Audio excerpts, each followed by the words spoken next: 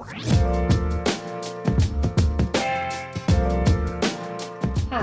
welcome to William Buck's video series, COVID-19 Business Actions. I'm joined by William Buck Tax Director, Todd Wump. Welcome, Todd. Thank you. Now, Todd, today we're going to discuss the federal JobKeeper payment.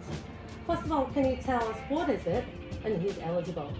So the JobKeeper payment is a $1,500 per fortnight payment per employee that they can then on-pay, and they're required to on-pay, to their employees. Now the main criteria to be eligible to receive this is that the business has had a significant enough downturn in their revenue. So for most private businesses, we're looking at they'll need to meet at least a 30% drop in their revenue. Now, for larger businesses, it may well be that they need to meet a 50% drop in their revenue, or greater than 50% for that instance. So there's a couple of different criteria that need to be met. Now, this will impact a lot of businesses in the middle market, but it's not yet been legislated. When do you expect it to be legislated?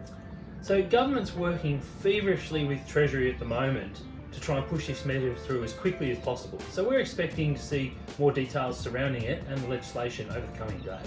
And what kind of complexities do you envisage when the legislation comes out? Because this is meant to be something that can apply to businesses of all shapes and sizes, there'll be a lot of difficulties in interpreting some parts of it. So for example, a business may be thinking that they might drop in revenue at the moment, but they're not quite sure whether they've met the 30% drop in revenue just yet. So how do you measure it? Will it be compared to last year? Will it be compared to recent months? Those type of things. You know, there's plenty of complexities that this will throw up. So it sounds like the devil's in the detail. What can businesses do now to make sure they're prepared for when this legislation does come out?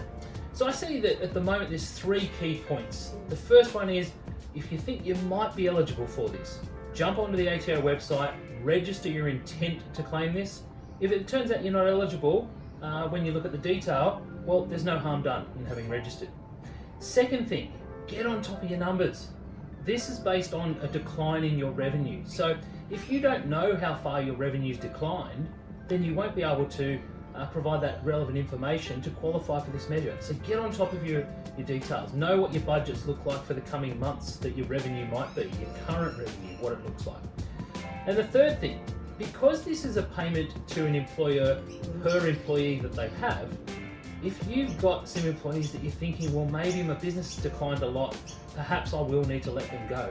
If you can hold off on that decision, if it is at all possible at the moment, until we see what this measure looks like, you might be able to keep those employees, because this payment is designed to be paid on to employees. So it's to assist businesses with their cash flow to be able to pay their staff and keep those staff for when the good times return.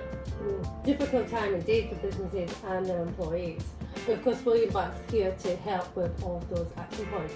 Now, when the legislation does come out, will you be back to give us another video and an update on what that looks like? Absolutely. We'll be back to tell you a bit more about the details and how this might apply to your business. But in the meantime, jump on our website, williambuck.com, for more details.